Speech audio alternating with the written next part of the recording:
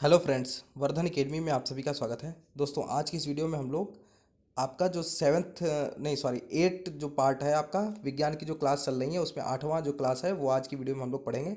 और इसमें हमारा जो सिक्स क्लास की जो बुक चल रही है उसमें हम लोगों का 13वां और 14वां चैप्टर है। ठीक है, इसमें ऊर्जा और 14वां जो चैप्टर है उसका नाम है प्रकाश। ठीक है, और यहाँ पे अपना सिलेबस देख लीजिए। सिलेबस मैं ज़रूर दिखा देता हूँ। यहाँ पे देखिए ऊर्जा और प्रकाश। ठीक है, तो इसमें ऊर्जा और प्रकाश का जो कुछ चीज़ें होंगी जो इंपॉर्टेंट इसमें दी गई होंगी। और इसके बाद जो सेवन्थ और एट्थ की जो बुक स्टार्ट करेंगे तो उसमें विस्तृत रूप से इसके बारे में बताया गया है। ठीक है, तो इसको हम लोग इग्नोर नहीं कर सकते क्योंकि कभी कभी कभी अगर जो भी अच्छे से तैयारी कर रहा है वो छोटी से छोटी चीज़ों को भी इग्नोर नहीं करेगा। और दूसरी बात, एक और अच्छी बात यहाँ पर है कि आपकी जो आठवीं वीडियो है इसमें हम लोगों के 15 चैप्टर सॉरी 15 कितने हो जाएंगे, रुक जाइए, ये कौन सा है, 13वां है। 13 और 14 चैप्टर आपके कंप्लीट हो जाएंगे, 14 चैप्टर तक आपके कंप्लीट हो जाएंगे सिक्स क्लास के। और टोटल जो चैप्टर है वो है 17, तो इसका मतलब 3 चैप्टर अभी और बचे हैं। तो मैं सोच रहा हूँ कि जो बाकी के 3 चैप्टर हैं उनको एक ही में कर दूँ।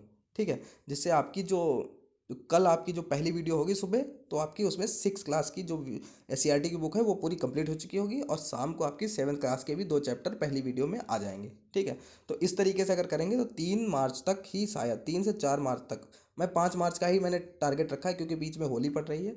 तो एक एक ही दिन मैं डिले करूँगा, जिस दिन होली है सिर्फ उस दिन मैं कर दूंगा, क्योंकि काफ़ी लोगों से मैंने पूछा भी है जानने वालों ने। तो उन लोगों ने कहा है कि जो होली वाला दिन है उस दिन बहुत कम लोग ऐसे हैं जो शायद पढ़ना चाहेंगे, लेकिन देखा जाएगा जैसा लगेगा तो अपलोड भी कर दूंगा। लेकिन मैं बना तो लूँगा ही, मैं वीडियो पहले ही बना लूँगा उस मैं ज़रूर अपना काम ज़रूर पूरा कर लूँगा जिससे मुझे आगे आसानी रहे। ठीक है, तो मैं कोशिश करूँगा कि आपकी जो ये वीडियोज़ हैं ये 3 से 4 मार्च तक 4 अप्रैल सॉरी मैं मार्च बोल देता हूँ तो लोग काफ़ी कमेंट में वो कहते हैं। ठीक है, तो 3 से 4 अप्रैल तक आपकी कंप्लीट कर दूंगा। ठीक है, उसके बाद क्वेश्चन आपको 1,000 तो मुझे कराने ही कराने हैं, मैंने आप कह दिया है। क्योंकि मेरी एक आदत है, मैं जितना कहता हूँ उतना ही करने की कोशिश करता हूँ। ठीक, इसीलिए मैंने काफ़ी दिन से आप लोग साइंस के लिए कह रहे थे लेकिन मैंने तब तक नहीं किया जब मुझे उसके समझ में नहीं आया कि कैसे क्या स्टार्ट करूं, कहाँ से करूं। क्योंकि फालतू में मैं पढ़ा तो दूं, सिर्फ व्यूज़ मिलते रहेंगे, उससे क्या मिलेगा, कोई फ़ायदा नहीं है। ठीक है, तो टॉपिक वाइज चीज़ों को पढ़ाना था। तो चलिए आज की वीडियो स्टार्ट करते हैं, समय ना बर्बाद करें। तो सीधे देखिए, सबसे पहले ऊर्जा में देख लेते हैं जो इंपॉर्टेंट चीज़ है। तो कार्य करने की जो क्षमता होती है उसे कहते हैं ऊर्जा। ठीक, नॉर्मल नॉर्मल चीज़ें हैं उनको भी देख लेंगे। ठीक है, यहाँ पे कार्य बराबर क्या होता है, बल गुणे बल की दिशा में विस्थापन। कार्य होता है बल गुणे बल की दिशा में विस्थापन। ठीक है, तो विस्थापन को यस से डिनोट करते हैं और डब्लू होता है कार्य वर्क और एफ आपका फोर्स हो गया, यस आपका विस्थापन के लिए यूज होता है। ठीक, तो आपका डब्लू बराबर एफ एस होता है। अभी डब्लू बराबर एफ एस कॉस थीटा वाला भी आगे आएगा, सेवन्थ अर्थ की जो बुक है उसमें आपको मिल जाएगा। ठीक है, एक क्वेश्चन और पूछा जाता है, एक जूल में कितने अर्ग होते हैं। ठीक है, तो ये क्वेश्चन आ सकता है, इस टाइप के क्वेश्चन मैंने देखे हैं, काफ़ी एग्जाम्स में आया है, मेरे पास घटना चक्र है उसमें काफ़ी इस तरीके से क्वेश्चन दिए गए हैं। ठीक है, तो 1 जूल बराबर 10 की घात 7 अर्ग। कॉपी पेन लेके आप लोग डेली बैठा करिए, चीज़ों को आप लोग नोट करते चलिए। आगे देखते हैं। ठीक है, जो इंपॉर्टेंट चीज़ है, अब ऊर्जा के विभिन्न रूप क्या हैं। एक तो यांत्रिक ऊर्जा है, अभी सिर्फ इसके बारे में जान लेते हैं, जितना इसमें है उतना ही अभी मैं बोलूँगा। जो आता है वो अभी इस पर नहीं बताऊँगा। ठीक है, सीधे सेवन्थ और एट्थ में वो चीज़ें आ जाएंगी तभी उसको सही से डिस्कस करेंगे। ठीक, और उसके बाद कोशिश करूँगा कि क्वेश्चन आपके ज़्यादा से ज़्यादा हो जाएँ, इसलिए टाइम ना बर्बाद हो। अब देखिए, यांत्रिक ऊर्जा किस में होती है, गतिमान रेलगाड़ी में, गतिमान वायु में, खिंची हुई रबर में, खिंचा हुआ तार, कमान, बहते हुए पानी में भी यांत्रिक ऊर्जा होती है। तो इन सब चीज़ों में क्या होती है, यांत्रिक ऊर्जा। फिर रासायनिक ऊर्जा क्या होती है, शरीर में भोजन के पाचन के उपरांत ऑक्सीजन की उपस्थिति में रासायनिक अभिक्रियाएं होती है। ठीक है, तो यहाँ पे क्या है, प्रकाश। और देखिए इस प्रकार पेड़ पौधे में भी प्रकाश संश्लेषण की प्रक्रिया में प्रकाश ऊर्जा का रासायनिक ऊर्जा में रूपांतरण होता है।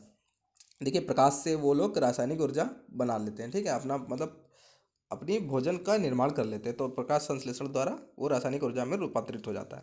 फिर होती है ध्वनि ऊर्जा, सिर्फ इनके बारे में हल्का हल्का देखे ले रहे हैं। अब देखिए ये इंपॉर्टेंट क्वेश्चन है, इस टाइप से काफ़ी पूछा जाता है। जैसे कोई चीज़ दे दी जाएगी, यहाँ पे लिखा है वायु जल जंतु अपशिष्ट तथा सौर ऊर्जा पुनः प्राप्त होने वाले ऊर्जा के स्रोत है। मतलब वायु है, ये लगभग अब कह नहीं सकते, ये तो खत्म ही नहीं हो सकती है। ठीक है, जल है, ये भी एक तरीके से उस तरीके से जल तो काफ़ी है, बस पीने योग्य कम है, ओवरऑल तो बहुत जल है। ठीक है, जंतु का अपशिष्ट या बायोमास, सौर ऊर्जा, ये पुनः प्राप्त वाले ऊर्जा के स्रोत है। मतलब ये हमारे खत्म नहीं होंगे, एक उम्मीद की जाती है। ठीक है, प्रकृति में इनकी आपूर्ति निरंतर होती रहती है, अतः इन्हें बार बार प्रयोग में लाया जा सकता है। ऊर्जा के ऐसे स्रोतों को नवीकरणीय ऊर्जा या प्राप्त होने वाले स्रोत कहते हैं। तो नवीकरणीय ऊर्जा के स्रोत कौन कौन से हैं, ये ऑप्शन में क्वेश्चन पूछा जा सकता है। या तो वायु को दे दिया जाएगा, पूछ दिया जाएगा इनमें से निम्नलिखित में से कौन सा वायु मतलब नवीकरणीय ऊर्जा का स्रोत है, तो वायु नवीकरणीय का है। और अनवीकरणीय कौन होते हैं? पत्थर का कोयला, मिट्टी का तेल, डीजल, पेट्रोल आदि पुनः ना प्राप्त होने वाले ऊर्जा के स्रोत हैं। इन स्रोतों के समाप्त होने पर पुनः इन्हें पुनः प्राप्त करना संभव नहीं है। इन्हें ऊर्जा के अनवी अनवीकरणीय ऊर्जा स्रोत अथवा समाप्य स्रोत कहते हैं। मतलब ये एक समय पे समाप्त हो सकते हैं, चाहे पेट्रोल हो, डीजल हो, मिट्टी का तेल हो, ठीक है, पत्थर का कोयला हो, जितनी भी चीज़ें ऐसे स्रोत हैं जो एक समय पे समाप्त हो सकते हैं, वो क्या क्या अनवीकरणीय ऊर्जा के स्रोत कहलाते हैं। ये क्वेश्चन आता रहता है, ठीक है। ईंधन के बारे में अब देखिए इसमें बस इसमें इतना ही था, नॉर्मल बहुत हल्का सा था, बस कुछ नहीं ऊर्जा में, क्योंकि 6 क्लास की है तो ज़्यादा नहीं था, लेकिन इनको छोड़ नहीं सकते हैं छोटी छोटी चीज़ों को भी, ठीक है। सीधे अर्थ क्लास मैंने, और सब लोग बहुत लोग ये कर रहे हैं कि अर्थ क्लास से स्टार्ट कर रहे हैं चीज़ों को, अर्थ से 6 की तरफ उल्टा, लेकिन मैंने यहाँ पे 6 टू अर्थ इसलिए भी कर रखा है कि आपकी, मैंने 3 तारीख या 5 तारीख तक मैंने टारगेट रखा, 3 अप्रैल तक, 3 से 5 अप्रैल तक। तो जब जब जो मेन चीज़ें होंगी वो आपकी अर्थ की बुक में होंगी, 7th अर्थ में, तो जितना पास जाएंगे आप तो चीज़ें उतनी आपके दिमाग में बनी रहेंगी। बाई चांस धोखे से ज़्यादा दिन हो जाएंगे तो चीज़ें स्किप हो सकती हैं एक बार, लेकिन अगर जितना पड़ोस में होंगे तो चीज़ें ज़्यादा क्लियर रहेंगी, ठीक है। इसलिए मैंने 6 टू अर्थ ही रखा है, ठीक। अब देखिए प्रकाश को देख लेते हैं। किसी समांगी पारदर्शी माध्यम में प्रकाश के गमन पथ को प्रकाश की किरण कहते हैं, ठीक है। समांगी पारदर्शी माध्यम जैसे हवा है, हवा तो समांगी ही है, ठीक है, उसमें सब चीज़ें समांगी होती हैं। अब प्रकाश स्रोत 2 प्रकार के होते हैं, प्राकृतिक प्रकाश स्रोत और कृत्रिम प्रकाश स्रोत या मानव निर्मित प्रकाश स्रोत। प्राकृतिक स्रोत क्या होते हैं? ऐसे प्रकाश स्रोत जो हमें प्राकृतिक रूप से प्राप्त होते हैं, प्राकृतिक प्रकाश स्रोत कहलाते हैं। सूर्य, तारे, ये सारे क्या हैं? प्राकृतिक हैं, ठीक है। अब ये लिखा है पृथ्वी से सूर्य की दूरी लगभग 15 करोड़ किलोमीटर है। ये भी क्वेश्चन बन सकता है, स्नातक लेवल परीक्षा होगी, ये खूब कहा जाता है। तो ये छोटी छोटी चीज़ें रख दी जाएंगी। अब आप लोग खुद ही देख लीजिए, आप लोगों में से कितने लोगों को ये पता है कि 15 करोड़ किलोमीटर होता है पृथ्वी से सूर्य की दूरी। हाँ, हो सकता है आप लोग किसी और बुक से पढ़ लिया हो, बहुत लोगों को नहीं पता होगा इसके बारे में, ठीक। मानव निर्मित प्रकाश स्रोत, ये तो इजी है लेकिन फिर भी देख लीजिए। जलती हुई मोमबत्ती, दीपक, लालटेन, विद्युत बल्ब, ट्यूबलाइट, ये सारे क्या है? मानव निर्मित प्रकाश स्रोत हैं, ठीक है। अब आगे देखते हैं, दीप्त एवं अदीप्त वस्तुएं। दीप्त वस्तुएं कौन होती है और अदीप्त वस्तुएं कौन सी होती हैं? ये भी चीज लोगों को, कुछ लोगों को नहीं पता होंगे अभी।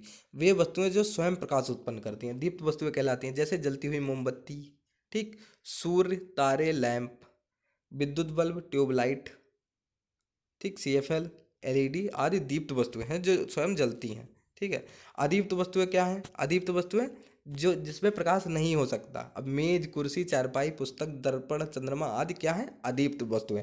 अब ये ध्यान रखना, ये कुछ लोग गलती ये कर देते हैं कि वो लोग जानते हो क्या करते हैं, जैसे अदीप्त मोमबत्ती है उसको सोचेंगे कि मोमबत्ती अपने आप तो जलती नहीं है तो उसको अदीप्त वस्तुओं में रख लेते हैं, जबकि ये दीप्त वस्तुएं हैं, इसको जलाया जाता है, ठीक है। ये जलती हुई जलती है, ठीक है, मोमबत्ती को जलाया जाता है। सूर्य है, तारे हैं, लैंप है, विद्युत बल्ब है, ट्यूबलाइट है, ये सारी प्रकाश उत्पन्न करती हैं, इसलिए ये दीप्त वस्तुएं हैं। अब जो निर्जीव है, जिसमें कोई निर्जीव तो मोमबत्ती भी है, लेकिन जैसे मेज है, मेज में कोई प्रकाश थोड़ी ना होता है, या मेज को अब उसको जला दिया जाए तो बात अलग है, लेकिन मेज नॉर्मली तो जलाई नहीं जाती है। कुर्सी, चारपाई, पुस्तक, दर्पण, चंद्रमा आदि अदीप्त वस्तुएं हैं। चांदनी रात में चंद्रमा के प्रकाश प्राप्त होता है, किंतु चंद्रमा स्वयं दीप्त नहीं है, ये ध्यान रखना। चंद्रमा अगर लिखा हो चंद्रमा, तो चंद्रमा क्या है?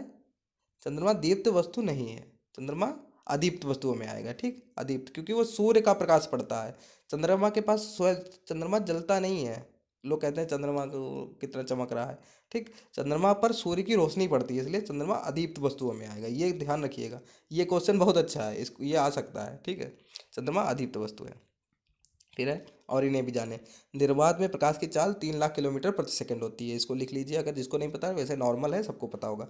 सूर्य से पृथ्वी तक प्रकाश 500 सेकंड में पहुंचता है, ठीक है, 500 सेकंड में पहुंचता है, 8 मिनट 11 सेकंड ऐसे कुछ होता है, ठीक है। किसी अन्य पारदर्शी माध्यम में प्रकाश की चाल निर्वात में प्रकाश की चाल से कम होती है, ठीक, ये हो गया। अब इसके बाद देखिए कुछ है कि नहीं है, ठीक। छाया और छाया, प्रछाया तथा उपछाया क्या होता है?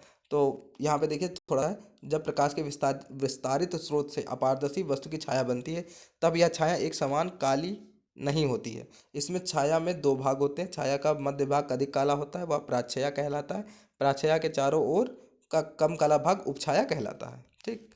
तो ये हो गया छाया उपछाया, ठीक। अब सूर्य ग्रहण के बारे में देखिए, सूर्य ग्रहण क्या होता है?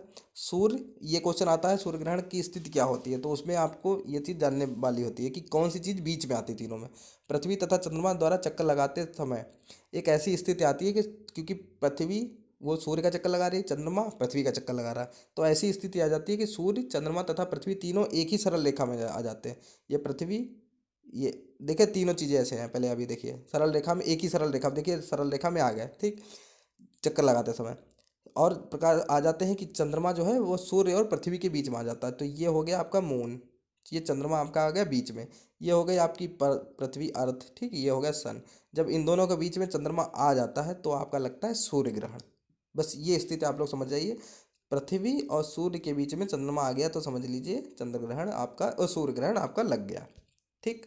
अब देखिए चंद्र ग्रहण के बारे में। और हाँ, जो आपका सूर्य ग्रहण होता है वो आपका होता है अमावस्या के दिन, ठीक। सूर्य ग्रहण हमेशा अमावस्या के दिन होता है। और नंग यहाँ पे लिखा है कि नॉर्मल, मतलब खुली हुई आंखों से नहीं देखना चाहिए। अब देखिए, और जो सूर्य ग्रहण के समय, ये देखिए जब सूर्य ग्रहण होता है पहली बात तो उसको नंगी आंखों से यहाँ पे लिखा है देखना ही नहीं चाहिए, ठीक है। तो पहली बात देखने की क्या ज़रूरत है, लेकिन अगर बाई चांस देखते हैं तो उस पर कोई उस तरीके से चश्मा या कुछ तरीके से लगा के देखना चाहिए, ठीक है, चश्मा वश्मा लगा के अच्छे से, ठीक है। तो इस पर एक डायमंड रिंग टाइप की ये देखिए बन जाती है। ये इतना तो ढक जाता है, सिर्फ इतना दिखता है। जब इतना दिखता है ऐसे कहते हैं, गोली आकृति को डायमंड रिंग कहते हैं, ठीक। ये होता है। फिर चंद्र ग्रहण देखिए, चंद्र ग्रहण चंद्रमा तथा पृथ्वी चक्कर लगाते लगाते एक सरल रेखा में इस प्रकार आ जाता है कि पृथ्वी सूर्य तथा चंद्रमा के बीच में आ जाए, ठीक। तो पृथ्वी अब यहाँ पे अर्थ बीच में आ गया, चंद्रमा के मतलब मून के और सन के, इनके बीच में क्या आ गया, पृथ्वी आ जाए। जब पृथ्वी बीच में आ जाती है तो चंद्र ग्रहण लग जाता है, ठीक है। तो ये हो गया आपका चंद्र ग्रहण, ठीक। और जो चंद्र ग्रहण होता है वो आपका हमेशा पूर्णिमा को लगता है, पूर्णिमा वाले दिन ही आपका चंद्र ग्रहण लगता है, ठीक। तो इस तरीके से आपके ये दोनों चैप्टर हैं। इसमें कुछ चीज़ें बहुत अच्छी भी थी तो उनको आप लोगों ने उम्मीद है नोट कर लिया होगा। और ये वीडियो भी हमारी कंप्लीट हो गई, 13 और 14वां चैप्टर आपका कंप्लीट हो गया। अब सिर्फ 3 चैप्टर आपके बचे हैं उसमें क्लास 6 में, ठीक है। तो उन तीनों को मैं एक में ही कर दूंगा क्योंकि उसमें बहुत ज़्यादा चीज़ें नहीं, लेकिन आप लोग प्लीज़ उसको इग्नोर ना करें। मैं अभी बार बार यही चीज़ कह रहा हूँ कि लोग 6 का अभी थोड़ा सा इजी लग रहा है क्योंकि अभी 7th में आएगा तो थोड़ा और अच्छा होगा, 8th में काफ़ी अच्छा होगा। फिर उसके बाद मैं आपको जब क्वेश्चंस करा दूंगा 1000 कराने की कोशिश करूंगा, 100 की आपके 10 वीडियो कोशिश करूंगा कि 5 ही दिन में कंप्लीट करा दूं। और उसके बाद अगर टाइम मिला तो फिर देखता हूँ कुछ और भी, मतलब जितना ज़्यादा से ज़्यादा आपका हो जाएगा, ठीक है। मैं अपनी तरफ से चाहता हूँ कि कोई, मतलब मैं ऐसे बोलता हूँ तो मैं सोचता हूँ कि पता नहीं आप लोगों को अच्छा ना लगे, हो सकता है, लेकिन सिर्फ 1504 वैकेंसी हैं और समय काफ़ी कम मिला, इसलिए मैं बार बार यही कहता हूँ कि मैं बस ये चाहता हूँ कि कोई ऐसे 15 से 20 लोग अगर किसी की भी लग जाती है तो मुझे बहुत अच्छा लगेगा, मेरा एफर्ट काम में आ गया। क्योंकि कम वैकेंसी, अभी ये 50,000 अगर वैकेंसी होती तो मुझे उम्मीद थी कि जितने लोग लगभग पढ़ रहे हैं अगर सही से ईमानदारी से पढ़ रहे हैं तो इसमें से आपका नहीं छूटेगा। और जब प्राइमरी की भर्ती आएगी तो आप लोग प्लीज़ बता दीजिएगा, उसमें मैं, मेरी जो स्ट्रॉन्ग सब्जेक्ट है उसमें इंग्लिश मेरा स्ट्रॉन्ग नहीं है, मैथ्स स्ट्रॉन्ग है, हिंदी स्ट्रॉन्ग है, ठीक है, मैथ हिंदी संस्कृत, ठीक है, और साइंस है, ईवीएस है, ये सारी चीज़ें आप लोग पहले से ही कह दीजिए तो मैं कम से कम आपकी तैयारी कंप्लीट करा दूंगा अभी से, इसके तुरंत बाद से ही, ठीक है, जिससे आपको बाद में दिक्कत ना हो। तो चलिए ये बात की बातें हैं। पहले तो आज की वीडियो में अगर कुछ भी गड़बड़ लगा हो तो प्लीज़ उसको बताइए, उसको मैं सुधारूंगा। अगर कुछ भी मुझे लगा या फिर अगर आपका कोई डाउट होगा तो उसको मैं क्लियर करूंगा। तो दोस्तों आज की वीडियो में सिर्फ इतना ही, मिलते हैं अपनी नेक्स्ट वीडियो में, तब तक के लिए नमस्कार।